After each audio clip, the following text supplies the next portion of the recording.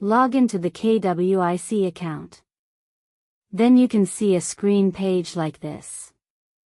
Then click on Contacts. Next, your page appears like this.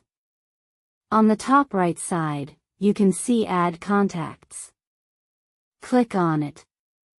Now let's see how to add a single contact. First, enter the name of the customer. Next, enter the customer's mobile number. While entering the mobile number, make sure the country code is followed by the number. Remember, do not enter the plus symbol. What are contact tags? Tags are internal markers used to categorize contacts based on their behavior, status, or interests. Now let's see how to add a contact tag. On the bottom left side, you can see Settings. Click on it.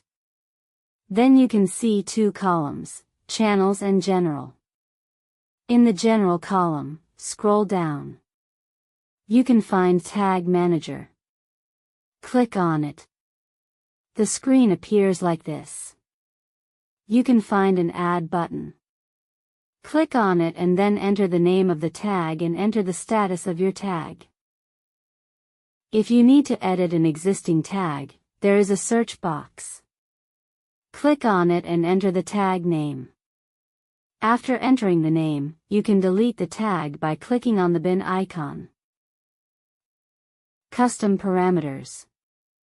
To explain custom parameters simply, think of them as personalized placeholders. They allow you to send one message that automatically changes its details for every person who receives it.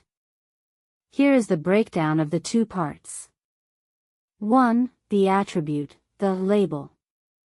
The attribute is like the question on a form. It is a fixed name that stays the same for all your customers. 2. The value, the answer. The value is the specific information belonging to an individual customer. This is the part that changes from person to person. Below contact tags, you can find custom parameters. This is how you can add a single contact.